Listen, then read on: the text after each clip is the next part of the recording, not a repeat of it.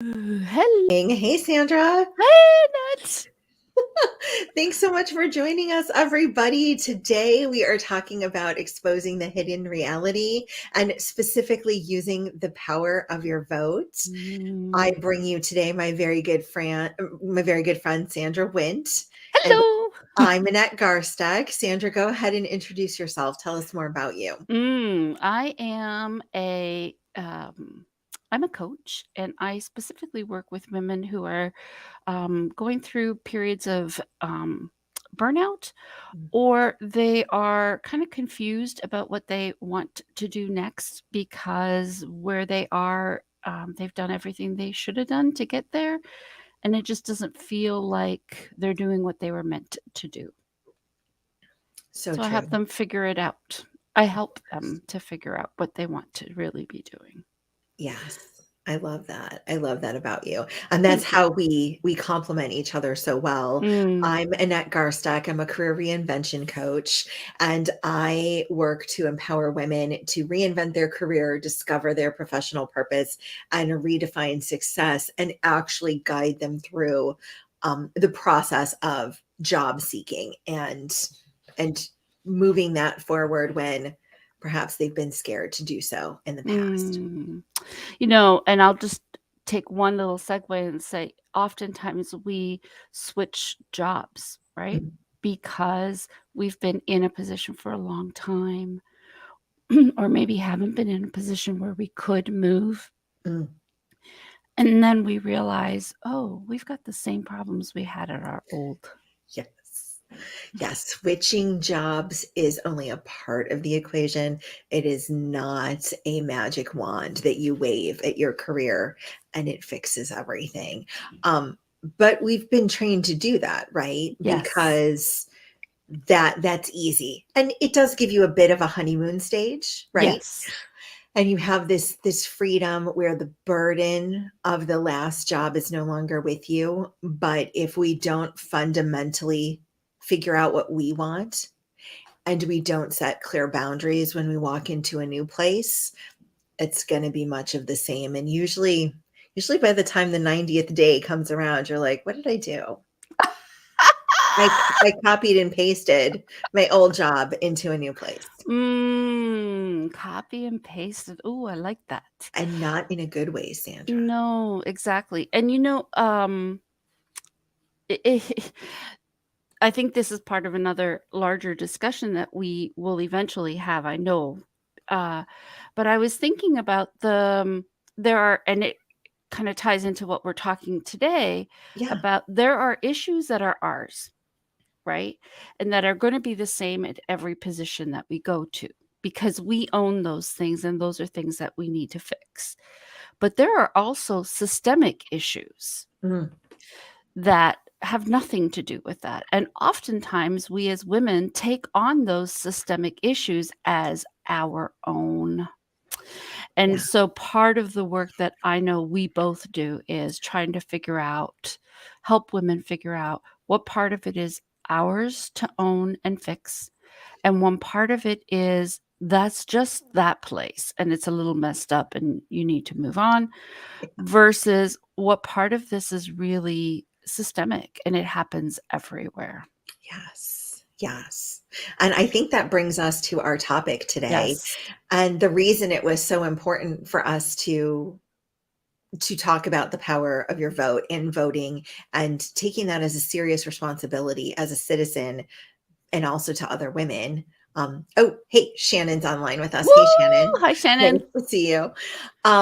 So it really is our responsibility to control the things we can control. I'm a big believer of that. It's exactly to your point. There are things that are systemic that we can't do anything about, but we have a voice when it comes to voting. And that happened with the passing of the 19th Amendment of the US Constitution in 1920, right? Yes. Okay. So that became part of our power is then we had the power to vote. Of course, I am speaking from a seat of privilege as somebody that is white, and I can say that my ancestors were granted that privilege in 1920. It wasn't till 1965 Right, Sandra? And I Yes. think that was called The Voting um, Rights Act the of Voting Rights Act. 1965. Yeah. Thank you. And that gave people of color, other ethnicities, the power to vote in the U.S. So it's a fairly recent privilege for all of us, and I would like everybody to think about it and take the responsibility very seriously. So, And what? it's interesting. I thought I had corrected that banner, but um Black men had actually been given the right to vote in the 1800s. I can't remember the exact date. Mm, And then the Amendment 19, which gave white women the right to vote, was really the women's suffrage movement, included Black women, but like it did. right. But there was some difficulty and getting it passed. So it was only white women that were given the right to vote. So Black men, white men, and white women were the only people who could vote until 1965, when women of color and people of other ethnicities became eligible to vote for the first time. So, really, that's like 58 years. Yeah. And as we know, there was a lot of intimidation at the polls. Oh my gosh, yes. Even if you had the right, it's not like it was actually granted in practice to you, right? Yes. Yes. I'm thinking specifically of a beautiful book, I'm Secret looking Life for of one too. it's called The Secret Life of Bees, Okay. and, if you've never read it, it's about that issue, or where, a young white girl is being raised. I mean, there's more involved in the book, but she's being raised by her Black nanny, and, she goes to take the nanny to vote, and the nanny is harassed. Mm. Um, and she hits she is assaulted, and then so she defends herself, and they end up having to run away. Mm. But yes, she was trying to vote and was not able to vote because she was being prevented. Yeah. Yeah. I've read Stories from Suffragette City. I don't know if you've read that. No. It's sort of a fictionalized account of a lot of women's stories during the suffrage movement in the 1900s, early Mm. 1900s. And there's one specific short story. They're all strung together.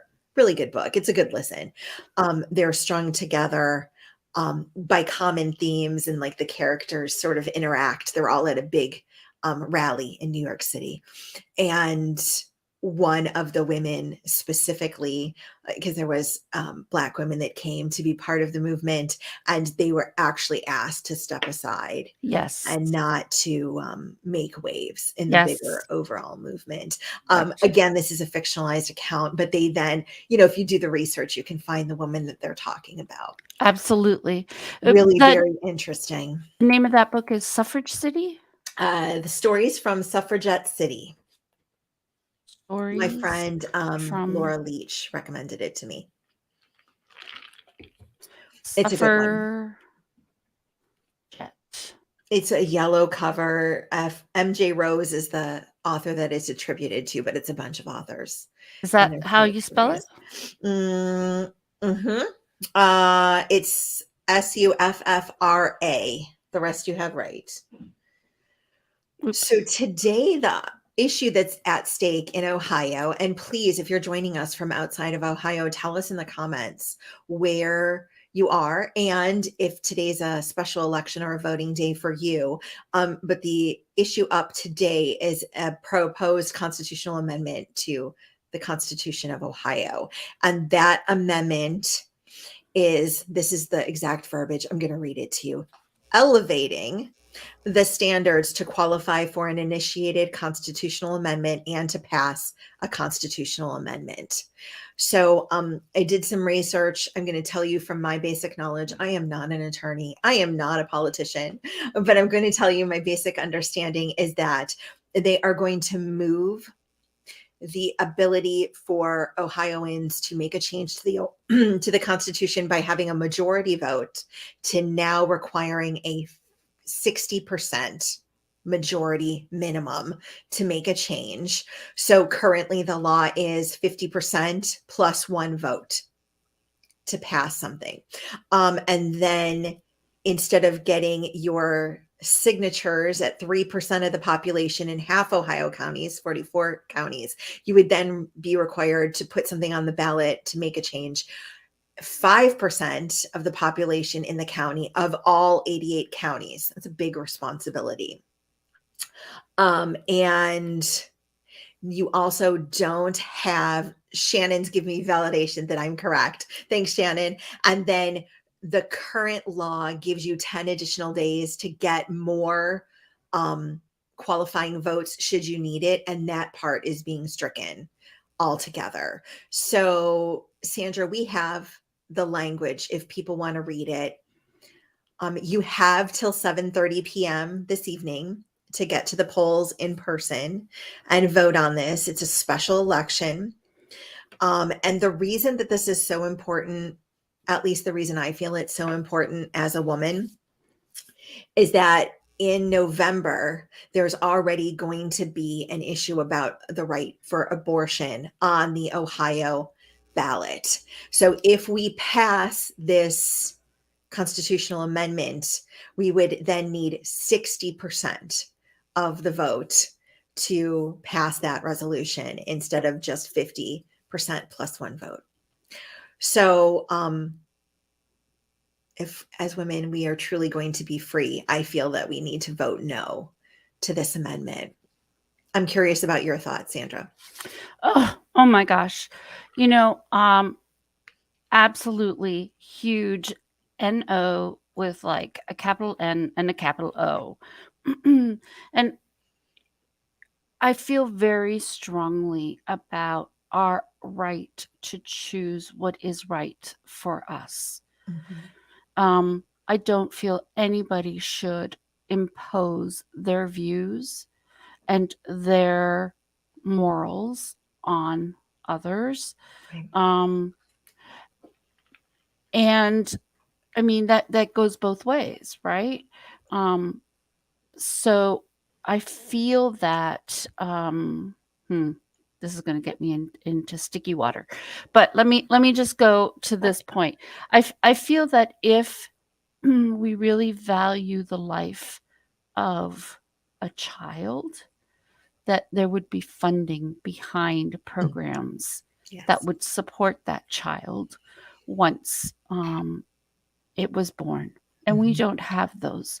So what that tells me is that's not what's really important. What's really important is control. Control over what a woman is able to choose, control over a woman's body, control over her decisions, and her access to health care. Yes. And there's lots of repercussions already happening over the reversal of Roe v. Wade because there was before, but there's more OBGYN deserts now. Women that are pregnant are having to drive a very long way to get their prenatal care. Women that have emergent situations because there's no access to abortion in many states. Women are being left until they're almost dead to get an intervention because doctors are scared to give them that intervention or that option because in some states they can be prosecuted and serve a 99-year sentence. So we have to decriminalize taking care of 50% of the population here in the United States so that we all have access to health. And I don't care who you are, you can make a difference today. If you're registered to vote in the state of Ohio, you can vote no on this initiative. Again, ultimately, I don't care how you vote. I do care that you exercise your right to vote because that's a privilege that we're granted here in the United States. And then one other thing that I want to show you, Sandra, and I'm not sure you can see it, but the option for yes, no, notice which one's on top. Hang on one second. Let me put you there. Yeah. Can you see it? Yes. Yes, I can see. Which one's on top? Yes. Now, listen, as a former corporate trainer who took some testing theory, when you're giving people a choice, a selection on an assessment or a test, you put the answers in alphabetical order because the brain Yes. processes it, it takes the stress off. But no, we can't even do that here. So Right. just to make it super confusing, Yes. we put yes on top instead of no. So fun. You know, so many places we can go with this. So many places. I'm biting my tongue. I'm biting my tongue. I can't believe I'm doing this. So I think the one thing that really irks me, as a woman and as, like you said, 50%. Oh, Oop, 50. I know. It was like all of a sudden, woo. Um, give as us some tech, Sandra, and we are dangerous. um, yeah.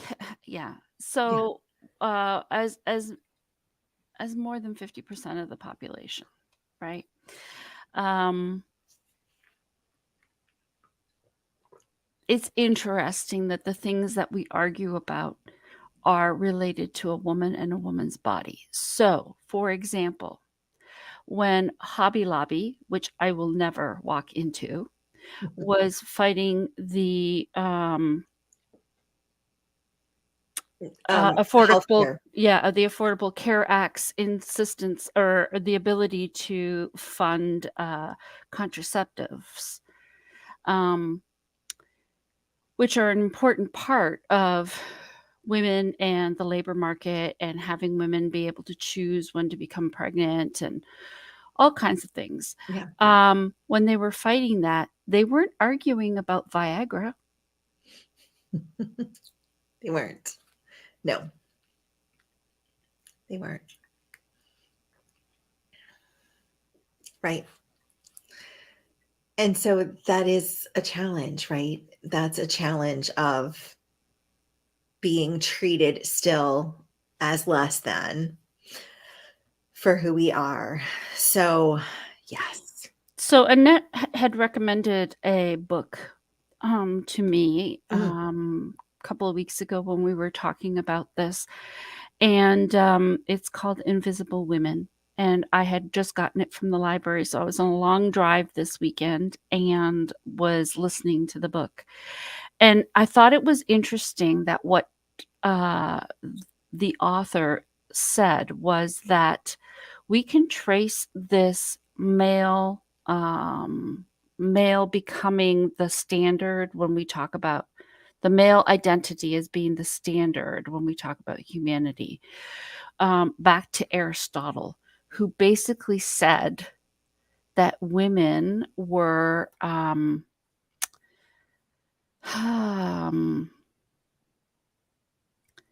were the change. Like there was men, Mm. and then it kind of like women. You were born men unless you were like Oh, so we're a mutation. yes, there we go. Women were a mutation. Thank you. That's what I was trying to say. And Mhm. what's interesting is biologically that's not true, right? No. All fetuses are XX until they become XY.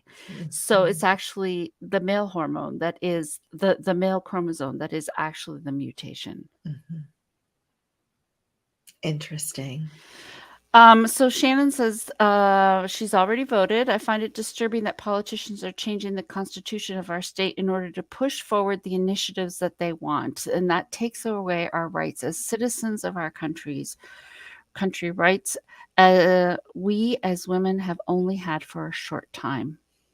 Mhm. Yeah. Today's a super important day. It's almost as important as what we're going to vote on in November. And Um, what's really interesting is, they're my children are telling me that they are seeing advertisement on social networks that implies that today you are actually making the vote for those things? And the You answer are is we're not. We are no. absolutely not making the vote for those things. And the vote really today is change the Constitution or don't change the Constitution. But the implications are whatever we vote on today goes into effect immediately. Yes. And then that, of course, will affect the election, what's on the ballot in November. So that's the big difference. There is a change proposal on the ballot in November. We've already had the minimum number of signatures on it. So the other crazy thing to me, Sandra, is that when there's these national polls, even these Ohio polls, a majority of folks do feel that women have the right to choose what happens to their bodies. If those people could get their butts to the polls, we would have something. We'd have real change. So please, I encourage you, and I know we want to keep this to about 15 minutes. We're a little bit over, but I encourage you to get to the poll. You have until 7:30 tonight. The polls opened at 6:30. Shannon already voted. It looks like Nadine was on here. I'm not sure if she voted, but Nadine's our future, school board member. So she's getting involved as well. And I'm going to be heading out this afternoon and voting. Yeah, I think like you, I tell my children all the time, people died for our right to do this. You have a moral obligation to honor those people who gave their lives for this. Regardless of how you vote, you have an obligation. I feel you have a moral obligation to exercise that right. And as you were saying before we got on this call, Annette, in Australia, you're not only required to vote, you're actually fined for not voting. Yes. Yes. And the other part that I just want to scooch in here is this change, if you vote for it instead of voting against it, is another piece in which the government is inserting themselves into your lives, your choices, and your options. I recommend we don't give anybody besides ourselves the right to intervene in our choices and our life. So let's not do that. Let's make sure that we have our control. And on that note, go vote. Exercise your right to vote. Thanks, Sandra. Thank I appreciate everybody you. joining us. Bye, Nadine. Bye, Shannon. Bye. Have a good day.